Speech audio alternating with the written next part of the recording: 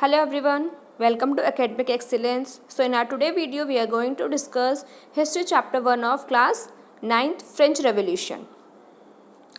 So let's start the chapter. See, on the morning of 14 July 1789, 1789 क्या है आपका French revolution की date है यहाँ पे, और डेट को लर्न करने का बहुत ईजी वे है यहाँ पे 789 प्रॉपर सीरीज में ही नंबर्स हैं, उसके आगे just you need to put 1, so it will become 1789. Okay, तो the city of Paris was in a state of alarm. The king had commanded troops to move into the city. जो king थे उन्होंने troop को क्या command किया था that they can move into the city, वो city में जा सकते हैं. Rumors spread that he would soon order the army to open fire upon the citizens. Rumour मतलब अफवाह ये थी कि जो किंग है वो उन्हें बहुत जल्दी ऑर्डर्स देंगे कि वो लोगों पे ओपन फायर कर दें. तो इस तरीके से जो 7,000 पीपल्स थे, मैन एंड वुमेन, वो कहाँ पे इकट्ठे हो गए, टाउन हॉल में वहाँ इकट्ठे हो गए. वहाँ पे मतलब एक मीटिंग एरिया वहाँ पे उनका होता था. And decide to form a people militia like a military people. They broke into number of government buildings in search of arms. अब उन्होंने जो गवर्नमेंट बिल्डिंग्स है उन्हें तोड़ना शुरू कर दिया because they also want tools to save them. Finally a group of 700 people march towards the eastern part of city. City का जो ईस्टर्न पार्ट था जहाँ पे फोर्ट्रेस प्रिजन था, बेस्टाइल क्या है उनका जो फोर्ट्रेस प्रिजन था उसका नाम था. तो वहाँ पे वो लोग गए और वहाँ पे उन्होंने बहुत ज़्यादा तोड़फोड़ करनी शुरू कर दी. Okay, so after that see what happened in the arm fight that followed. The commander of the Bastille was killed. और उसमें जो प्रिजन का जो कमांडर था, जेल का जो कमांडर था, उसको किल कर दिया. And the prisoner release through there were only 7 of them. और वहाँ से बहुत ज़्यादा लोग निकल गए, तो बहुत कम बचे थे वहाँ पे. येट द बेस्टेल है hated by all because it stood for the despotic power of the king. और ये जो था बेस्टाइल था, वो जो किंग था उसका डिस्पोटिक पावर का वहाँ पे वो सिंबल होता था.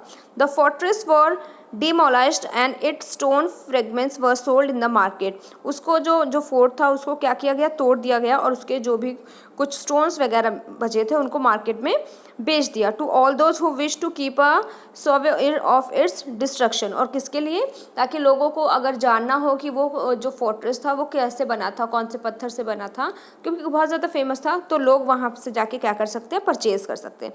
The days that followed saw more rioting both in Paris and countryside. वहाँ पे लोगों ने बहुत सा क्या किया था, बहुत ज़्यादा एग्रेशन वहाँ में हो गया था. Most people were protesting against the high price of the bread. और वहाँ पे लोग जो प्रोटेस्ट कर रहे थे, मतलब जो लड़ाई कर रहे थे, वो किसके अगेंस्ट था, हाई प्राइस ऑफ ब्रेड. जो रोटी का जो प्राइस था वो बहुत ज़्यादा था, तो उसके अगेंस्ट में वो वहाँ पे प्रोटेस्ट कर रहे थे. Much later when historian look back upon this time they saw it as a beginning of a chain of events then ultimately led to the execution of the king in France. तो जब historians थे, जब उन्होंने history को देखा और जानने की कोशिश की कि ऐसा क्यों हुआ, तो उन्होंने देखा कि पहले टाइम पे ना, मतलब थोड़े टाइम पहले वहाँ पे बहुत सारे एक के बाद एक जो इवेंट्स हैं वो वहाँ पे ऐसे होते चले गए, जो वहाँ पे फ्रांस के जो किंग थे उन्होंने किया था, जिसकी वजह से वो जो कॉमन पीपल थे वो बहुत ज़्यादा फ्रस्ट्रेटेड हो गए थे. उन्होंने इतना ज़्यादा अत्याचार उनका हो रहा था कि अब लोगों ने उनके अगेंस्ट रिवॉल्ट करना शुरू कर दिया है. ओके, एंड दो most people at the time did not anticipate this outcome, how and why did this happen. तो अभी हम देखेंगे कि ये सब क्यों हुआ था और कैसे हुआ था, क्योंकि कॉमन पीपल बहुत सारे ऐसे थे जो उनके जो अत्याचार थे उन्हें नहीं सह पा रहे थे. ओके, सो अभी देखिए French society during the late 18th century. अब हम ये जो रिवॉल्ट हुआ था, ये जो पीपल प्रोटेस्ट कर रहे थे, इससे थोड़ा टाइम पहले का हम इसमें डिस्कस करेंगे कि उस टाइम पे जो सोसाइटी थी, फ्रेंच सोसाइटी थी, लास्ट 18th सेंचुरी में वो कैसी थी और ऐसा क्या हुआ कि लोगों ने प्रोटेस्ट करना शुरू किया. ओके, अब देखिए 1774 में लुइस 16 थे वहाँ के, ठीक है, बॉर्बन जो फैमिली थे वो उनके किंग थे, ठीक है. और जब वो किंग बने वो सिर्फ 20 ईयर्स के ही थे, और 20 ईयर्स में ही उनकी क्या हुई थी, 20 ईयर्स में ही उनकी ऑस्ट्रियन प्रिंसेस मैरी एंटोनी हुई, ठीक है. अब शादी जब वो किंग बने तो उसके बाद देखिए new king found the empty treasure. अब जो न्यू किंग था उसको कुछ ट्रेजर मिला ही नहीं, ट्रेजर मतलब खजाना होता है, तो उसको क्या मिला, एम्प्टी खजाना मिला, उसको वहाँ पे कुछ मिला ही नहीं। Long year of war had drain the financial resource of France. बहुत टाइम से जो वॉर थी, जो इधर उधर जो लड़ाइयाँ चल रही होती थी, उसमें जो फ्रांस थे उसके सारे फाइनेंशियल रिसोर्सेज खत्म हो गए थे। Added to this war the cost of maintaining and court at the immense palace of Versailles. जो वर्साइल जो उनका एक बहुत एक बड़ा एक पैलेस होता था, उसको मेंटेन करने का भी बहुत ज़्यादा खर्चा वहाँ पे होता था। तो under Louis 16 France have the 13 American colonies. तो जो लुइस 16 जो राजा थे उनके टाइम पे जो फ्रांस थे उन्होंने अमेरिकन कॉलोनीज़ की काफ़ी ज़्यादा हेल्प की थी। तो जब उन्होंने हेल्प की तो वहाँ पे भी उनके जो पैसा था वो वहाँ पे उन्होंने इन्वेस्ट किया होगा, बहुत सारे टूल्स और वेपन्स उनको भेजे होंगे, ठीक है। So the war added more than $1 billion livres to a debt that had already risen to more than 2 billion livres। Levers क्या है, जैसे हमारी करेंसी है ना, रुपीज़ है हमारी करेंसी, इसी तरीके से उनकी करेंसी क्या है, लिवर्स है। तो इस तरीके से इतना सारा जो है कर्जा उनके पास हो गया था, billion livres they need to pay. Okay, and lenders who gave the state credit now began to charge 10% interest on loan. और जो लेंडर्स थे, लेंडर्स जिन्होंने उनको क्रेडिट दिया था, अब वो कितना इंटरेस्ट चार्ज करने लगे, 10% इंटरेस्ट अब वो उनसे चार्ज करने लगे थे। ओके, अब देखिए क्या होता है। So the French government was oblige to spend an increase percentage of its budget on interest payment system. तो इंटरेस्ट पेमेंट सिस्टम पे अब उन्होंने क्या करना शुरू, पेमेंट करना शुरू किया। To meet its regular expenses. अब देखिए जो रेगुलर एक्सपेंसेस है उनके लिए वो क्या करते थे, कॉस्ट ऑफ मेंटेनिंग आर्मी। अभी रेगुलर एक्सपेंस भी उनके थे, आर्मी भी उन्हें मेंटेन करनी थी, ठीक है। जो गवर्नमेंट ऑफिसर्स थे, यूनिवर्सिटीज़ थी, उनको भी उन्हें प्रॉपर मेंटेन करके रखना था, because they were also running. And state were force to increase taxes. अब उनके पास एक ही चारा था, that they need to increase taxes, yet even the major would not have sufficient means इतना उन्होंने टैक्स भी इंक्रीज़ किया, लेकिन उसके बाद वो सफिशिएंट अमाउंट नहीं था उनका जो एक्सपेंस था उनको मीट करने के लिए।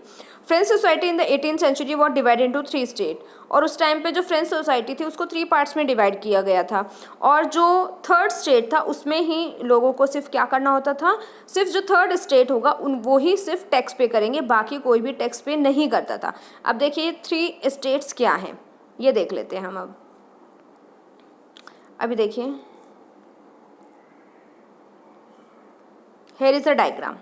ये जो डायग्राम है ना, इसमें फ्रेंच को 3 स्टेट्स में बांटा गया है, clergy, nobility and the third estate is subdivided into businessman, merchant, next is peasants and last one is small peasant landless labour. अब जो टैक्स पे किया जाता था ना, अभी देखिए जो टैक्स पे होता था वो सिर्फ थर्ड स्टेट वाले पे करते थे, ठीक है, क्योंकि जो क्लर्जीज और नॉबिलिटी होते थे वो कौन होते थे, वो हाई क्लास पीपल होते थे ना। इनके टैक्स को इसमें इनमें डिवाइड कर दिया जाता था और इस तरीके से ये अपने एक्सपेंसेस निकालते थे। और टैक्स कौन पे करता था, टैक्स पे करने के लिए जैसे बिजनेसमैन हैं, मर्चेंट्स हैं, ट्रेडर्स हैं, वो अपनी इनकम पे टैक्स पे करते थे। यहाँ पे पीजेंट्स है, आर्टिसंस है, जो फार्मर्स होते थे, उनका जो भी प्रोडक्शन होता था उस पर वो दे नीड टू पे टैक्स। और यहाँ पे कौन है, small peasants and landless labour है, जिनके पास लैंड नहीं है, जो नॉबिलिटी और जो सिलर्जी है, इनके लैंड पे ही क्या करते थे, कुछ भी उगाते थे। तो जो थर्ड स्टेट था कॉमनली वही यहाँ पे क्या करता था, टैक्स पे करता था। और ये एक इम्पॉर्टेंट क्वेश्चन भी बन जाता है आपका कि फ्रेंच सोसाइटी को कितने पार्ट्स में डिवाइड किया गया था और उसमें से कौन सा स्टेट था who need to pay tax to the government. Okay, so you need to prepare this diagram, this one. Let's move to the next paragraph. Yes. So अभी देखिए उसके बाद क्या होता है। ये वाला जो फिगर 2 है इसमें हमने दिखा दिया कि जो सोसाइटी है वो किस तरह से 3 स्टेट्स में डिवाइडेड थी और जो लोअर सोसाइटी थी, जो थर्ड स्टेट था, they only need to pay tax. अब देखिए how the system of a state in French society was organised. अभी इसमें हमने देखा कि कैसे ऑर्गेनाइज कर रखा था। Peasant made up about 90% of the population. Population का 90% का क्या था, 90% पॉपुलेशन को हावेवर और small number of them on the land they cultivated. उसमें से बहुत कम नंबर ऐसे थे जिनकी खुद की लैंड होती थी, जो अपनी खुद की लैंड को कल्टीवेट करते थे। About 60% of the land was owned by the nobles, और उसमें से 60% जो लैंड होती थी वो किसकी होती थी? ये जो नोबल्स पीपल होते थे ना, ये जो नोबल्स और क्लर्जीज होती थी, ये इनकी लैंड होती थी। और इनके लैंड पे ये जो पीसेंट और फार्मर्स होते थे, ये वहाँ पे कुछ भी कल्टीवेट करके हार्वेस्ट करते थे, और फिर अगेन इनको ही काम भी करते थे और फिर टैक्स भी यही पे करते थे, जबकि इनकी क्लर्जी और नॉबिलिटी की खुद की वहाँ पे ज़मीन होती थी। लेकिन वो क्या करते थे? अपने सारे एक्सपेंसेस को मीट करने के लिए इन लोगों से ही टैक्स लेते थे। अभी देखिए आगे क्या होता है। Now, the church and other richer members of the third estate, the member of first two estate, the clergy and the nobility enjoy certain privileges by birth. इन्हें क्या है? by birth ही वो क्या है? कुछ एडवांटेजेस हैं, प्रिविलेजेस हैं, क्योंकि फ्रेंच में क्या होता था? प्रिविलेज सिस्टम ही वहाँ पे होता था कि अमीर हमेशा अमीर ही रहेगा और गरीब हमेशा गरीब ही रह जाएगा। तो वहाँ पे ये जो बेनिफिट्स थे, इसकी वजह से ये क्या करते थे? हमेशा बहुत शानदार लाइफ जीते थे, और ये लोग इन्हें टैक्स पे करते थे और उस टैक्स से ही अपनी जो जितने भी एक्सपेंसेस थे वो मीट करते थे। ठीक है, अभी देखिए आगे क्या होता है। The most important of these were exemption from paying tax to the state, इन्हें किसी को टैक्स नहीं पे करना होता था। The nobles further enjoy feudal privileges, अभी जैसे बताया नोबल्स को फ्यूडल प्रिविलेजेस भी मिलते थे, क्योंकि वहाँ पे उस टाइम पे फ्यूडल सिस्टम ही चलता था कि जो इनकी लैंड होगी उस पर ये लोग क्या करेंगे? वर्क करेंगे। This include feudal dues which they extract from the peasant, peasant were obligate to render service to the lord. अब ये जो पीजेंट्स थे इनके पास और कोई चारा नहीं होता था, तो इन्हें क्या होता था? दे हैव टू, मतलब इनका काम ही होता था कि इनको क्या करेंगे? सर्विस प्रोवाइड करेंगे। To work in the house and field, उनके घर में भी काम करेंगे और उनके खेतों में भी काम करेंगे। To serve in the army on to participate in the buildings road, मतलब जो भी लोअर लेवल का काम हो गया, जो भी कंस्ट्रक्शन का हो गया, इन लोगों को जो भी अपना मेंटेन करना है उन सारी चीज़ों में ये हेल्प करेंगे।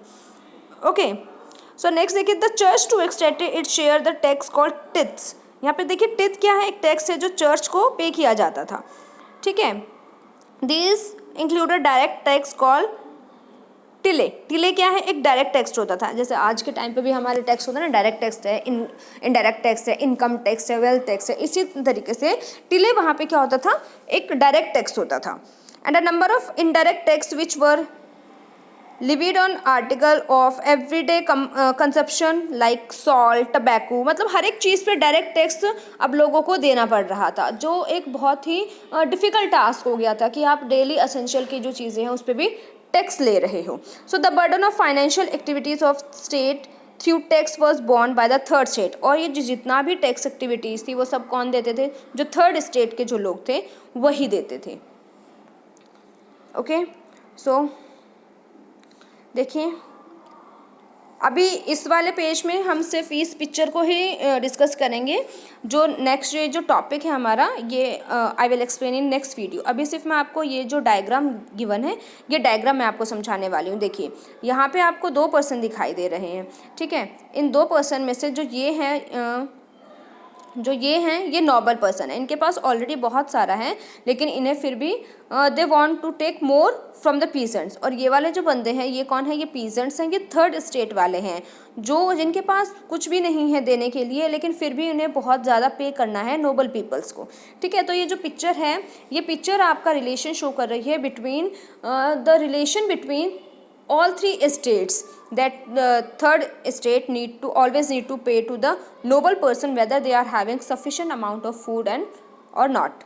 Okay, so this was all about your this class. Okay, next chapter means आगे जो भी टॉपिक्स है I will explain in the next video. Thank you so much.